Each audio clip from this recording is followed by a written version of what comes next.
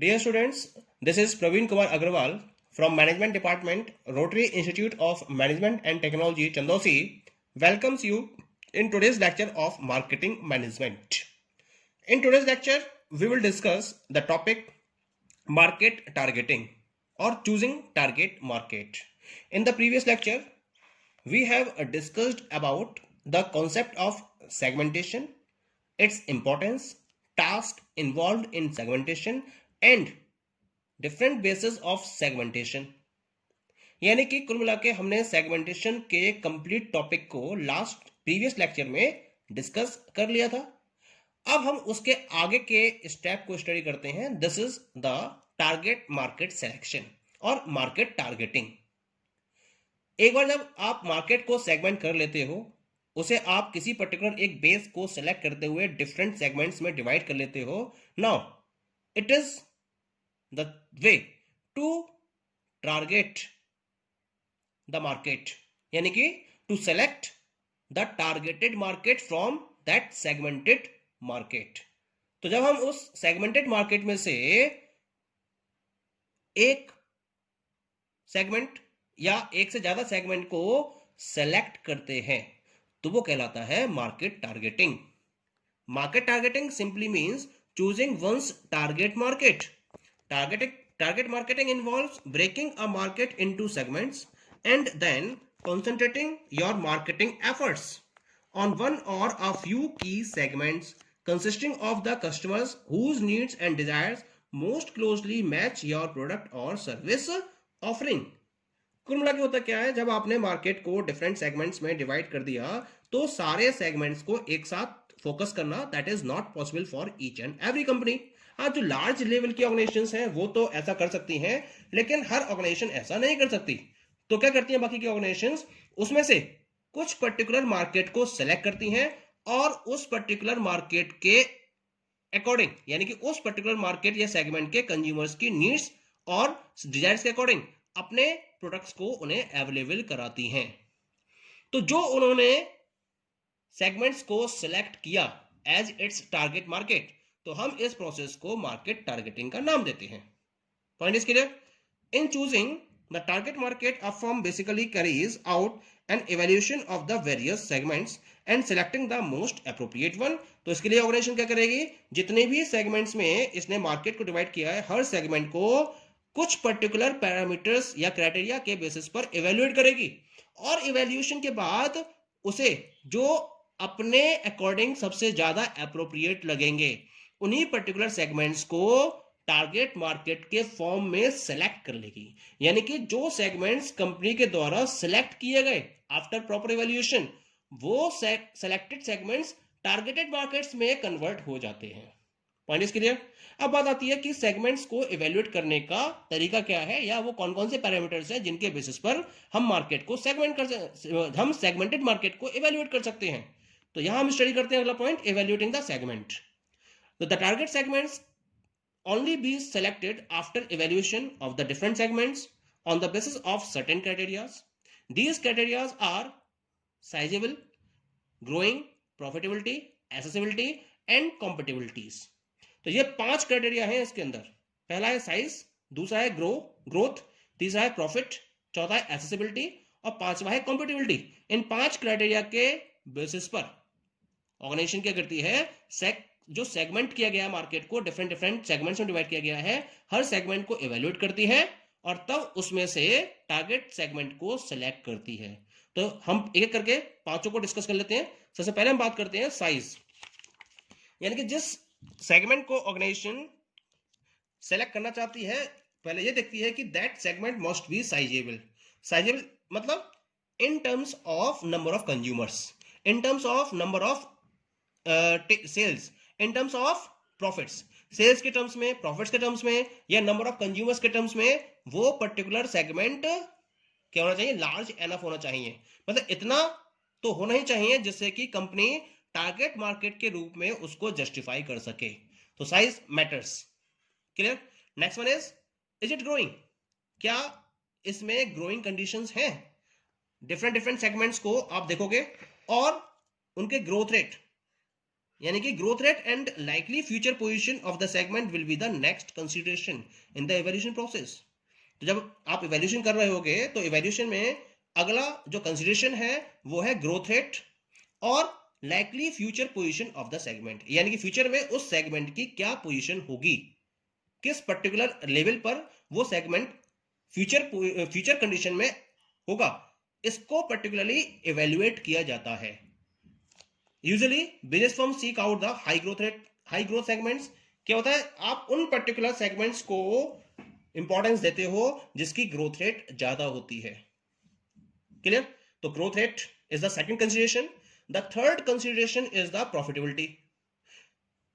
Profitability का मतलब क्या होगा, फर्म ये देखेगी कि अगर ऑर्गेनाइजेशन उस पर्टिकुलर सेगमेंट में इन्वेस्टमेंट को फॉलो करती है तो उसका रेट ऑफ रिटर्न कितना होगा।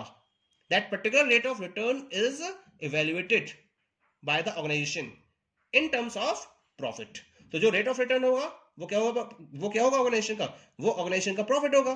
तो ऑर्गेनाइजेशन क्या करेगी, इस तरीके से हर पर्टिकुलर सेगमेंट में अपने प्रॉफिट को एनालाइज करेगी और उन पर्टिकुलर सेगमेंट में या उस पर्टिकुलर सेगमेंट को वो टारगेट मार्केट के रूप में सेलेक्ट करना चाहेगी जहां उसको प्रॉफिट ज्यादा से ज्यादा दिखाई दे रहा है। तो लार्जर प्रॉफिट सेगमेंट्स को सेलेक्ट करेगी, that is the point. Fourth consideration है accessibility.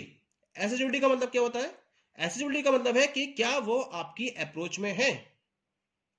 The firm has to now consider whether the segment are accessible to it.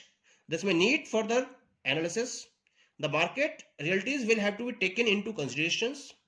The segment should also be reachable through distribution channels and media. आपको further analyse करना होता है, इसको accessibility को check करना होता है। आपको ये देखना होता है कि मार्केट की रियलिटीज क्या है। आपको ये देखना होता है कि क्या आपके पास जो डिस्ट्रीब्यूशन चैनल्स की फैसिलिटी है और जो मीडिया फैसिलिटी है उसके थ्रू आप इस सेगमेंट्स तक अपनी अप्रोच को फॉलो कर सकते हो, आप उस सेगमेंट तक अपने प्रोडक्ट्स को अवेलेबल करा सकते हो। क्या उस पर्टिकुलर सेगमेंट में एक्सेसिबिलिटी पॉसिबल है? अगर एक्सेसिबिलिटी है तब तो आप मूव करोगे, अदरवाइज आप मूव नहीं करोगे। ठीक है, एक्सेसिबिलिटी का मतलब है कि जो आपके पास पर्टिकुलर की पॉइंट है उस की पॉइंट के अकॉर्डिंग आप उस मार्केट को सेटिस्फाई करने की कंडीशन में हो या नहीं हो, यह बात भी है इसके अंदर। जैसे अगर मैं पॉपुलर सेगमेंट की बात करूंगा तो पॉपुलर सेगमेंट का मतलब है कि वहां कंपटीशन हाई लेवल का होगा और वहां पर प्राइस के बेसिस पर कम प्राइस में प्रोडक्ट्स को सेल करने का एक चैलेंज हमेशा होगा। और कम प्राइस में सेल वही ऑर्गेनाइजेशंस कर सकती हैं जो लार्ज स्केल पर प्रोडक्ट को प्रोड्यूस करने की कैपेसिटी रखती हैं। तो अगर आप लार्ज स्केल पर प्रोडक्ट को प्रोड्यूस करने की कैपेसिटी रखते हो और उसके बेसिस पर कॉस्ट को कम से कम रख के अपने प्राइस को कम से कम रखते हुए प्रोडक्ट को सेल करने की कैपेसिटी रखते हो, तब तो वो मार्केट आपके लिए एसेसिबल होगा, वो पॉपुलर सेगमेंट आपके लिए एसेसिबल होगा, अदरवाइज वो एसेसिबल नहीं होगा। Okay, the next one is compatibility consideration. Having reached the conclusion about the particular segment is sizable, growth oriented, profitable and accessible, the firm has to now find out if the segment matches its resources. एक बार आप सारे consideration पर अपने segment को पास करा लेते हो कि वो साइजेबल भी है, ग्रोथ ओरिएंटेड भी है, प्रॉफिटेबल भी है, एसेसिबल भी है, अब आपको यह पता करना होता है कि क्या ये आपके रिसोर्सेज से मैच करता है या नहीं करता है। जो रिसोर्सेज आपके पास अवेलेबल है, जो कैपेबिलिटीज आपके पास अवेलेबल है, उनसे इस पर्टिकुलर सेगमेंट को मैच होना चाहिए। In such analysis the firm has to assess whether the particular segments are compatible with its resources and capabilities. अगर ऐसा है तब तो ऑर्गेनाइजेशन क्या करेगी, उस पर्टिकुलर सेगमेंट को अपने टारगेट सेगमेंट के रूप में सेलेक्ट कर लेगी, अदरवाइज वो उसको लीव कर देगी। और इन पर्टिकुलर पैरामीटर्स, इन पर्टिकुलर क्राइटेरिया के अंडर में आने वाले जितने भी सेगमेंट्स होंगे, all the segments will become the target market for the firm. Okay, now we move to the next one. The next topic is type और पैटर्न्स ऑफ टारगेटिंग और selecting the marketing segments. हमें यहां पर discuss करना है कि जो particular target market आपके पास आया है तो उस मार्केट सेगमेंट को सिलेक्ट करने के कौन कौन से तरीके हैं, या टारगेटिंग के कौन कौन से टाइप्स हैं, या कौन कौन से पैटर्न्स टारगेटिंग के अवेलेबल हैं। एक बार जब मार्केटर डिफरेंट सेगमेंट्स को उसके साइज, उसकी ग्रोथ, प्रॉफिटेबिलिटी, एसेसिबिलिटी और कॉम्पिटिबिलिटी के बेसिस पर इवेल्युएट कर लेता है, उसके बाद वो मूव करता है अगले स्टेप की तरफ, जिसमें वो ये देखता है कि मार्केट सेगमेंट को किस किस बेसिस पर सेलेक्ट किया जाए या किस पैटर्न को फॉलो करते हुए सेलेक्ट किया जाए। इसके लिए टोटल 5 पैटर्न्स सजेस्ट किए गए हैं मार्केट सिलेक्शन के। 5 पैटर्न्स क्या क्या है? The first one is single segment concentration, second one is selective segment specialisation, third one is market specialisation, fourth product specialisation and the last one is the full market coverage. क्या क्या है ये points? एक बार देख लेते हैं इन points को हम। The first one is the single segment concentration. क्या होता है ये मैंने डायग्राम बना रखा है इसमें। यहां मैंने कंप्लीट मार्केट को 3 सब मार्केट्स में डिवाइड करा है, M1, M2 एंड M3, और कंप्लीट प्रोडक्ट कैटेगरीज को 3 प्रोडक्ट में डिवाइड करा है, P1, P2, P3। यहां मैंने शो किया है कि कंपनी M1 मार्केट में P2 प्रोडक्ट को ऑफर कर रही है। तो सीधे सा मतलब है इसका, जब एक पर्टिकुलर ऑर्गेनाइजेशन किसी एक पर्टिकुलर प्रोडक्ट को सिंगल टाइप के मार्केट में प्रोड्यूस कर रही होती है और प्रोवाइड सप्लाई कर रही होती है, तो उस स्ट्रेटजी को हम सिंगल सेगमेंट कॉन्सेंट्रेशन स्ट्रेटजी का नाम देते हैं। जैसे बीपीवी पब्लिकेशन है, तो बीपीवी पब्लिकेशन क्या करती है? केवल कंप्यूटर बुक्स को प्रोड्यूस करती है और इसको कंप्यूटर फील्ड में अवेलेबल कराती है। तो यहां पर जो ये पब्लिकेशन है बीपीवी पब्लिकेशन, ये केवल और केवल सिंगल मार्केट में सिंगल प्रोडक्ट के साथ में कॉन्सेंट्रेशन को फॉलो कर रहा होता है। ये तब पॉसिबल है जब आप स्पेशलाइज्ड एरिया में वर्कआउट कर रहे हो और आपके पास एक्सपर्टाइज नॉलेज अवेलेबल होती है उस मार्केट के रेफरेंस में, तब आप सिंगल सेगमेंट कॉन्सेंट्रेशन स्ट्रेटजी को फोकस करते हो। Next one is the selective segment specialisation. क्या होता है इसमें ऑर्गेनाइजेशन ये एक तरह से मल्टी स्टेज सेगमेंटेशन भी कहलाता है, जिसमें ऑर्गेनाइजेशन डिफरेंट सेगमेंट्स को कैप्चर करती है और डिफरेंट सेगमेंट्स में डिफरेंट प्रोडक्ट्स को अवेलेबल कराती है। ये सेगमेंट्स एक दूसरे से बहुत ही कम वे में या बिल्कुल भी रिलेटेड नहीं होते हैं। पर्पस क्या है? यहां पर फर्म अपने रिस्क को डाइवर्सिफाई करना चाहती है, इसी वजह से इस स्ट्रेटजी को फोकस करती है।